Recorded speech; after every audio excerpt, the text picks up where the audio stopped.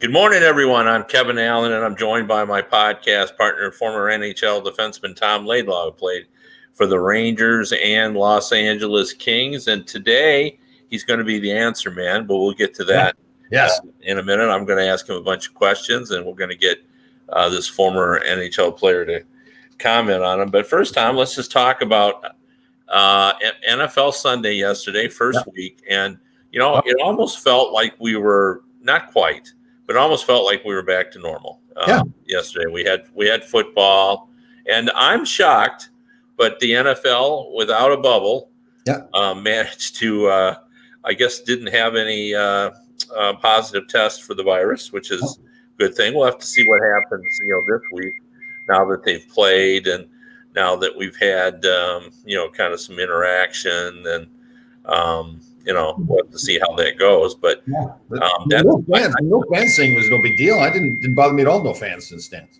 No. Well, I think we're kind of used to that now because I've been watching baseball pretty much all summer, and we have just the cardboard cutouts, which, by the way, that's hilarious. Some of the people they have in those cutouts, I think that's just terrific. Yeah. What they do with that, but it was a fun day of football, and as people may or may not know, I'm doing some work for a betting site as well. Mostly it's primarily hockey, but I've done some NFL, and I had to do the preview of the big game, the marquee game, Drew Brees versus Tom Brady. Oh, that's right. Yes. Yeah. So that was a big game, and felt good. I felt good about it because at the end, you have to sort of give your analysis of how to bet the game. And I said that I thought it would be a high-scoring affair, and I thought the Saints would cover at home, and just because Brady was going to need a little time, and that happened. And I also said take the over at 48 points. And nice. And so I felt good about it. I felt like I'm 1-0 now. Well, you know what I liked out of that game too? Bruce Arians, the coach of Tampa. When they asked him after the game who's responsible for the two interceptions that Brady threw, he didn't try to deflect. He came right out and he says Tom Brady's fault. He misread the first one, and he thought the guy was going long when he stopped up, and then the other one was just a bad throw. And I like that because you got to remember it isn't just about Tom Brady; it's about the rest of the team too. If he sees that he's trying to blame it on somebody else, but it's Tom Brady's fault, that's pretty bad for the rest of the team. So no, that's right. Yeah, but I thought you didn't like coaches that were. Talk to the media about what's team business. You like it in the NFL, just not in the NHL? Well, no, you are starting trouble right off the bat on Monday. Well, I don't. Yeah, I don't need to. No, I like it if it's with a purpose. Like I think he had a purpose there. It was like for the rest of the team. That's how I viewed it. He was making sure the rest of the team knew that Tom Brady was going to be like everybody else. I'm sure now he has already had conversations with Tom Brady about this subject to say, listen, I can't throw the rest of the guys under the bus for you. So if I'm doing it, you need to understand where I'm coming from. So he needed to tell a quarterback that's been in 9 Super Bowls and won 6 that he made a mistake. Yes. Okay. He needed to tell the rest of the team because the team didn't know. They didn't know Tom had made a mistake. You were really in a mood today. He needed to tell the team that clearly Tom Brady made the mistake and he was not getting off the hook for making the mistake. And therefore, everybody else on the team was going to be the same way.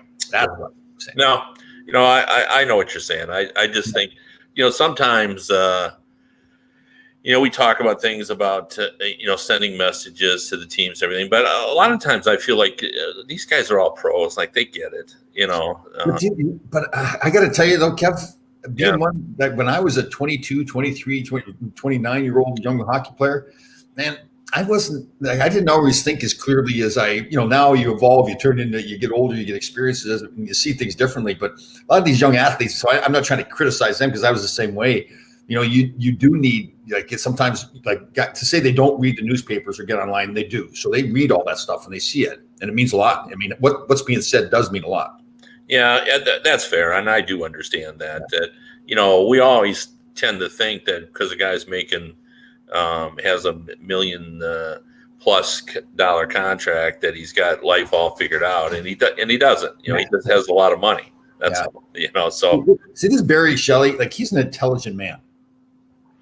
He watched my cooking show yesterday, and he sees the time and effort and the passion that goes into the cooking.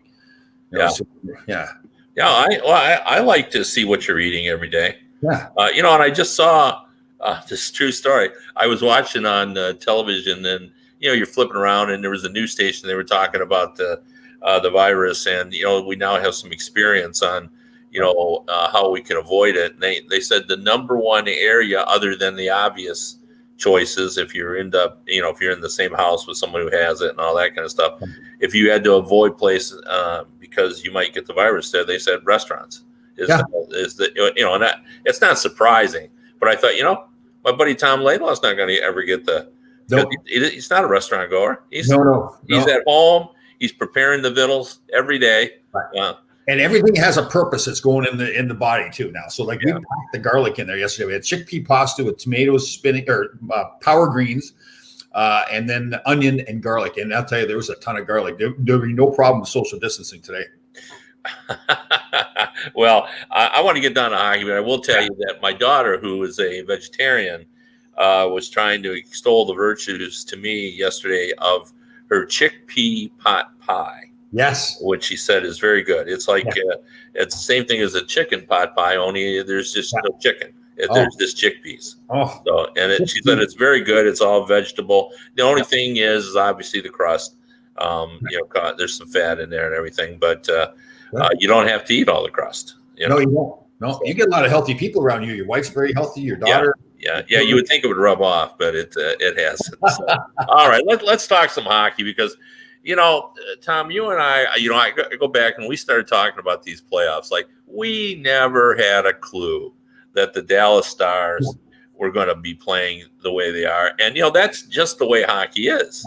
Like, what we could have expected and what we understand is every year there's always a team that does better than expected. They gain some momentum, that peaks at the right time, that gets strong goaltending, a younger player rises up and reaches a different level, coach does a good job. All of those apply, by the way, to the Dallas Stars, and they've done that. And here we are, 3-1, and I'm pretty sure, or pretty confident, my confidence level is high that the Tampa Bay Lightning are going to close out the Islanders. Yes.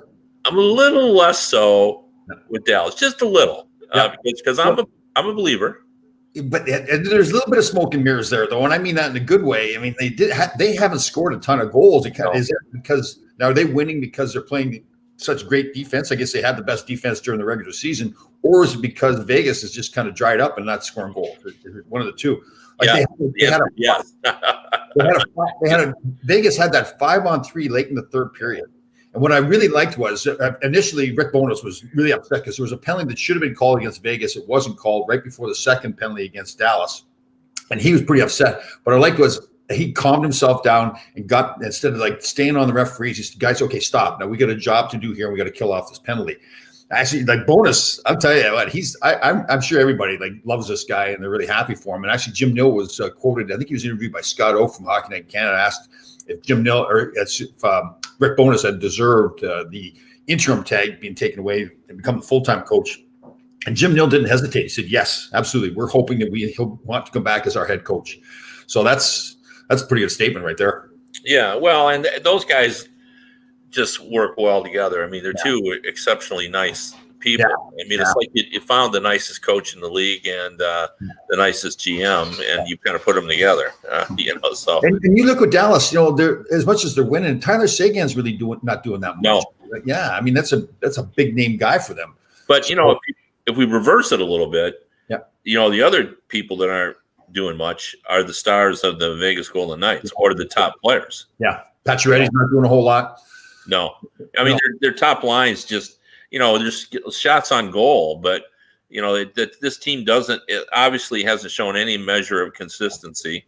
Khudobin's playing well. I mean, you got to give them credit for that as well.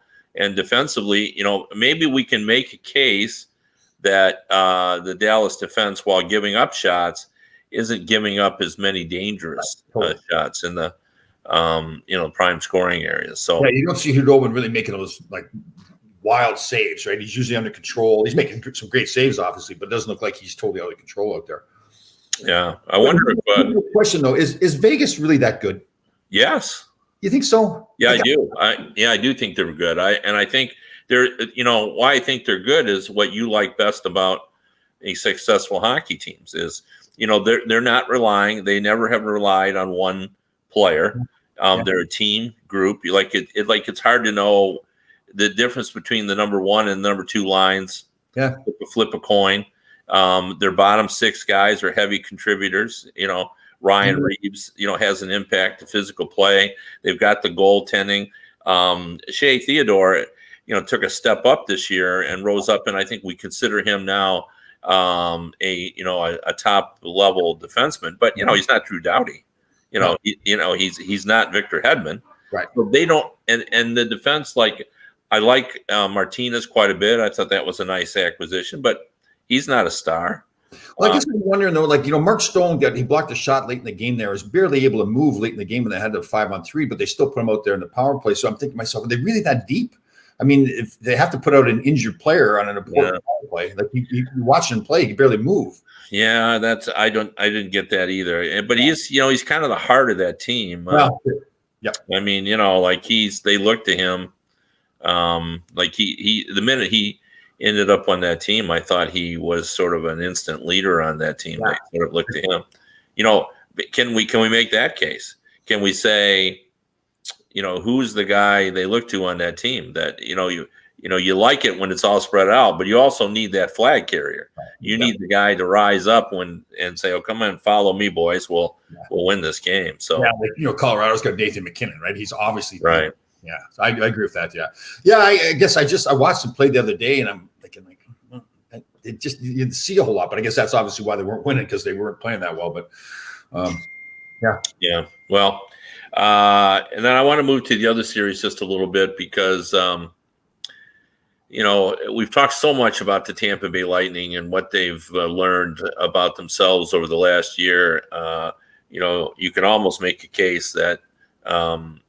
Maybe they needed to go through that against Columbus because it really forced them to review their roster and add some players that had a little more bite to them. Mm-hmm. I think it forced them to look in the mirror and say, how we play and what we need to do better. So because they've been the 2018-19 Lightning don't resemble the 2019-20. Yeah, and you know how I felt about it. I was very vocal early when the playoffs started that they just did not know how to win playoff hockey games, and I think what happened last year to them was part of it, and then again playing Columbus again, and then now playing the way they're playing now, playing Boston and beating them. It's just that they've learned from those good teams how to play playoff hockey. Just the little things you're doing. You can see the chip and the puck out of your zone, getting the puck into the zone, playing more physical game. It's a little bit on the edge too. I mean, obviously Cloran got suspended one game for that hit,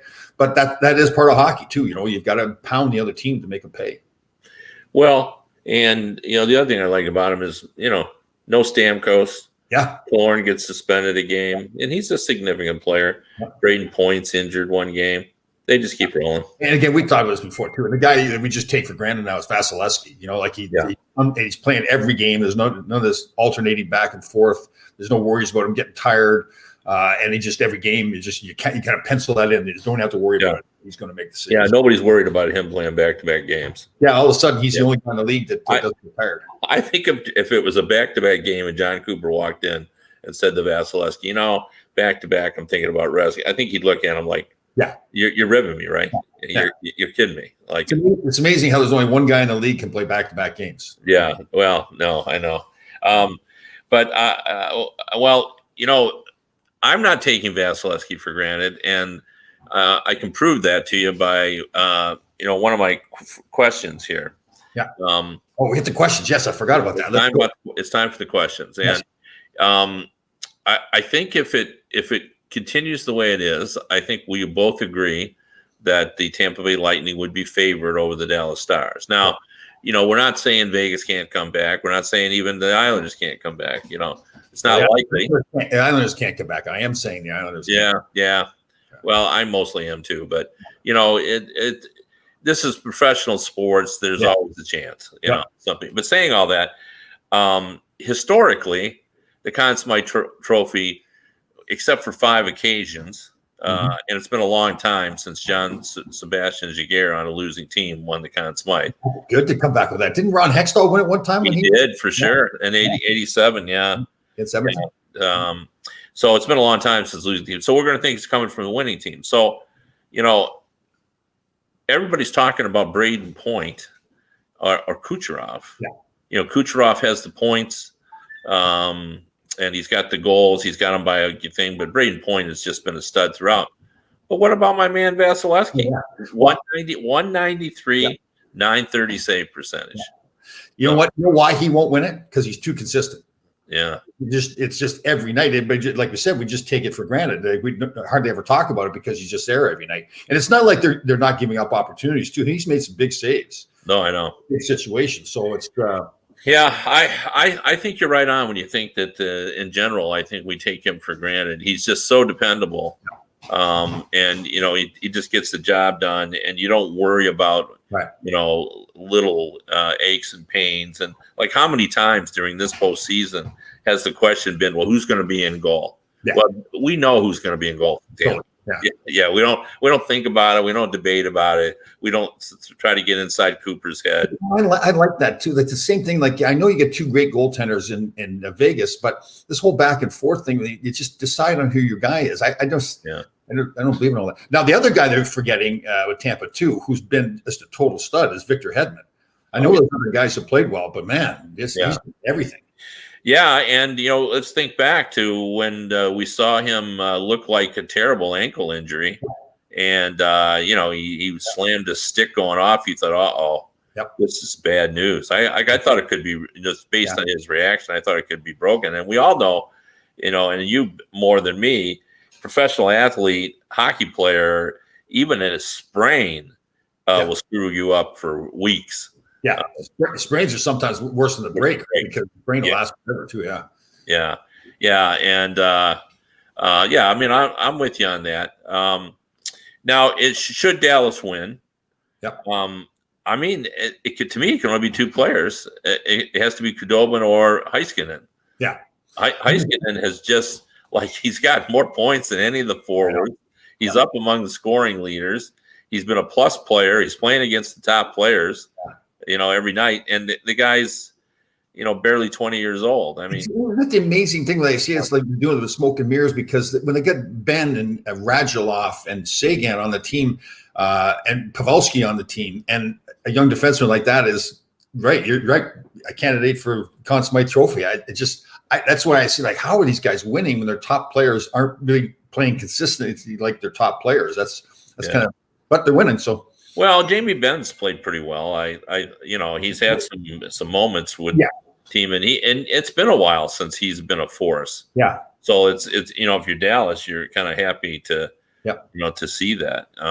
You know, and I really like as a player. Like, you would think if they were winning, he'd really have to play a big role, but kind of non-existent, really. Yeah. Yeah, I'm a little concerned about them. They're you know, they might have 2 centers out the next game 5. Roop is hurt. And Faxa is hurt as well. So they've got 2 guys down, and you know, obviously we don't get any information about injuries. That's part of the agreement for the return to play is that they were giving it to me today. She's picking on me lately. I don't know. So responding to my comment about how Dallas is doing it. Yeah, well, no one believes that more than you do. I know, yeah. And she's kind of throwing it right back at me. Yeah, they are doing it as a team, but for sure. But they've had some guys that, you know, have played a big role, and you know, we never, you know, pay that much attention. Like, it's not sexy to look up team statistics, but they really were. The Dallas Stars were the #1 defensive team. Yeah, they gave up fewer goals than any team in the league. So is Rick Bowness going to be back? Then it's like, if Jim Nill wants him back, why would Rick Bowness not want to be a head coach? He wants to come back. Yeah. What's interesting about this is I don't know if you've heard the rumor, but there's a rumor floating around that Taylor Hall might be a guy that the Dallas Stars are going after. Interesting. So now you add that Taylor Hall to that mix with Sagan and Ben and Pavelski. Pavelski, again, miserable regular season, decent in the playoffs. Right. He's like, you look at every big play offensively that they've made, he's around it. Yeah. And interesting statistic too. He's now flirting with being the highest scoring American-born NHL playoff guy. So Mike Modano's up there. Joey Mullen, I think, is number one at 60 goals. I think Pavelski has 58. So that's a big game. I got a question for you. Like Taylor Hall's rumored to be going to Dallas. I mean, they can't be talking to him right now, though. No, I know, but the rumor is that they're going to go after him. Oh, so that's I mean, I didn't hear a rumor that there was any discussions. The rumor is that they're going to pursue him. Interesting though. Like, so how that leaks out? Like, did Jim Nill want that to leak out so that he knows, listen, don't sign? I don't know, or it's come out through an agent, or that it's totally false and somebody made it up and somehow it got to me. Hockey people, whatever, make rumors up like that. Here's the thing, and like people think like I can talk to a lot of different executives, and you can too. We know them, we've been around, but sometimes when they say, I've heard such and such has happened, I almost feel you got to say, well, did you hear that from somebody that matters, or did you just read it online?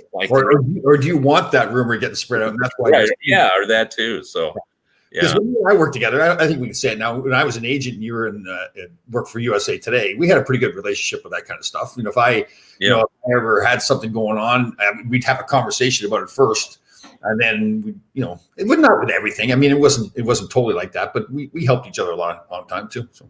Well, yeah, I mean, if you're going to survive as a beat writer, you have to have relationships. Yeah, totally. It's just that simple. Yeah. Otherwise, you're just not going to be very good at it.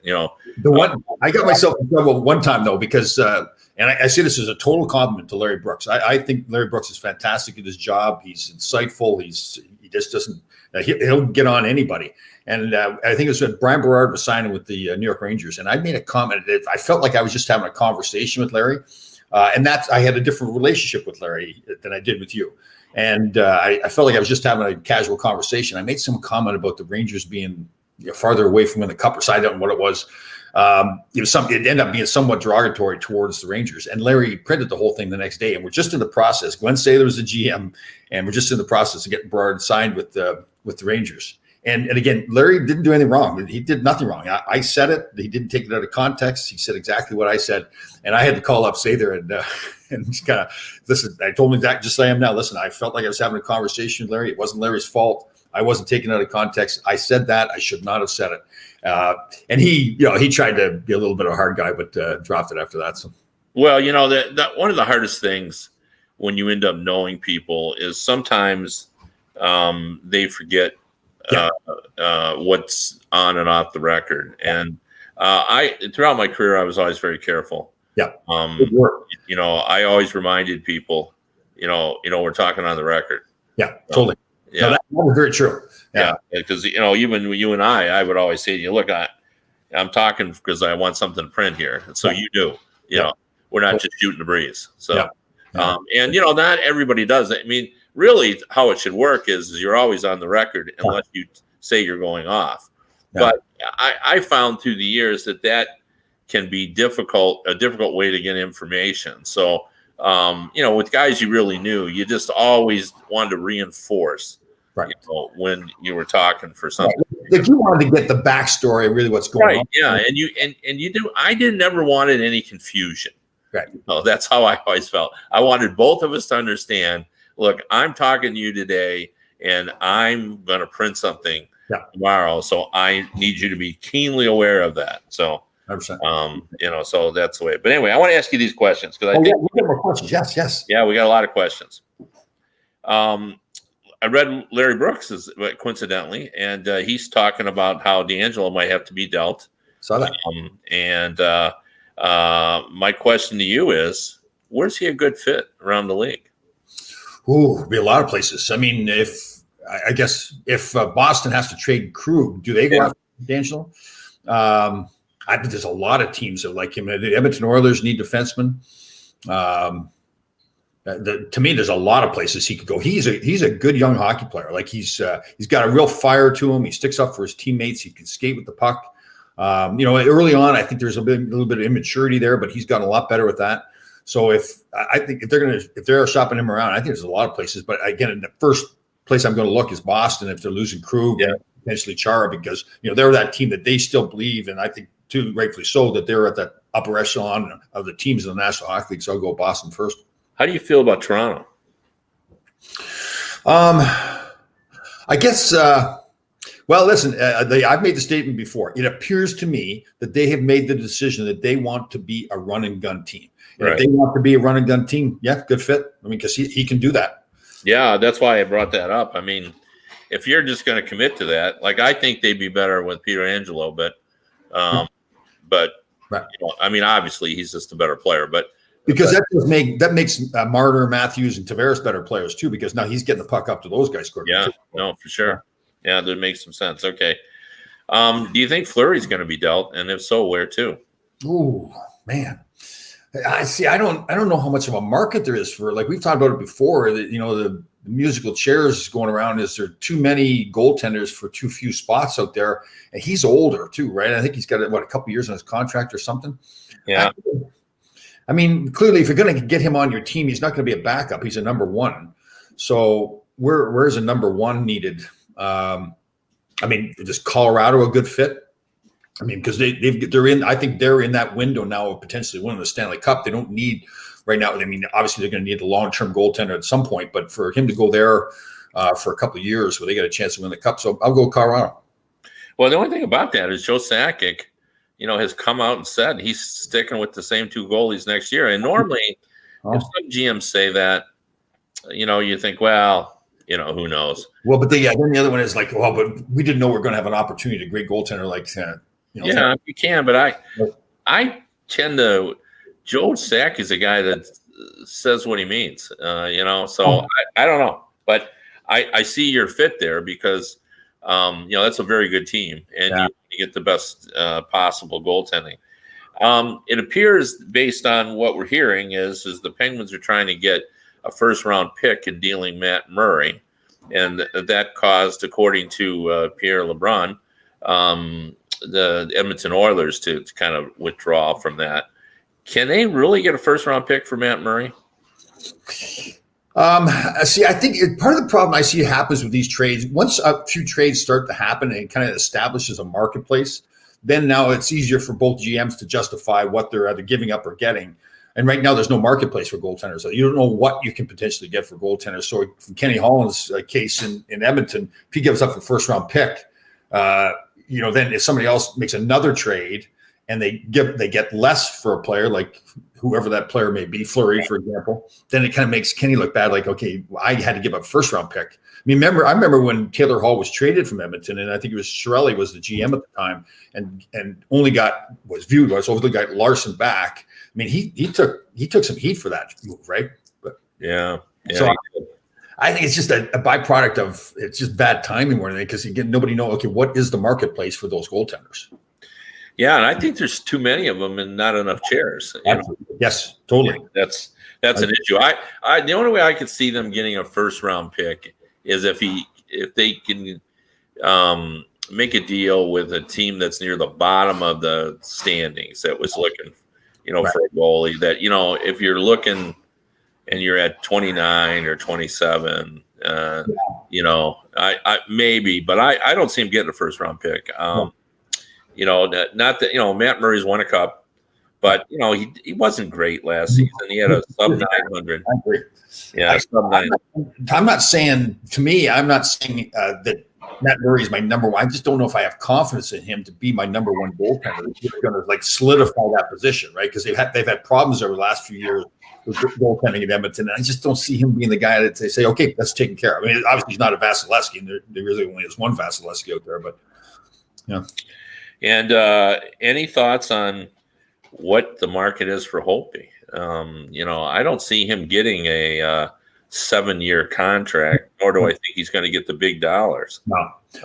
I think, to me, if I'm Braden Holtby, I'm going to pick a place that okay, you obviously want to get the most money, but sign like maybe a 1 or 2 year deal, but go to a place that you think is going to be the good fit for you, that you can really be successful. And then you're not another kick at the can in your contract. Because I like Braden Holtby, but the last couple of years haven't been that good for him. His consistency hasn't been there. But to me, he's shown me like I don't think Murray has shown me nearly as much as Braden Holtby has. So if I'm going to bank on somebody, I'm going to bank on Braden. Now, if I'm Edmonton, I would sign Braden Holtby before I go after Murray. And that's probably part of the issue with the draft picks too, right? Because I don't have to give up a draft pick to get. Holtby. I can sign Braden Holtby. Yeah, for sure. In fact, I could actually see that happening on a short-term deal, 2 or 3 years. And you're not giving up anything. That makes a lot of sense. That's an option for them. Yeah. All right. Well, that's it. You answered 5 questions, and I think we all appreciated your answers on all those. Yeah. And as usual, we've run out of time. Yes. Well, you have 30 minutes in sports. Any chickpeas or anything like that today? Anything going on? Any healthy food? For me, I'm sure there's a lot of healthy food going on in my house and in my family members' houses. But I don't know whether I'll be a participant. All right. Well, I'm going to make my smoothie with my protein greens and my power greens and my banana and my avocado and my almond milk in it. Okay. Is that what your lunch is every day? No. So I'm doing the intermittent fasting. So I stop eating around 9 o'clock at night, no more foods. And I fast until 11 in the morning next morning. So I'll start with that the smoothie, and then we'll have lunch probably around 1 o'clock. Okay. Vegetarian, probably salmon and some sweet potato fries. So how often do you fast during a week? Every day for 14 hours. Oh, okay. Yeah. You do this every day? Every day, yeah. After a while, it's not a big deal, really. It seems like a bigger thing, but because, again, I'm working out in the morning anyway, so it's I'm pretty busy in the morning, so I'm really not sitting around thinking about food. Like, what do you do from 3:30 after you have your march?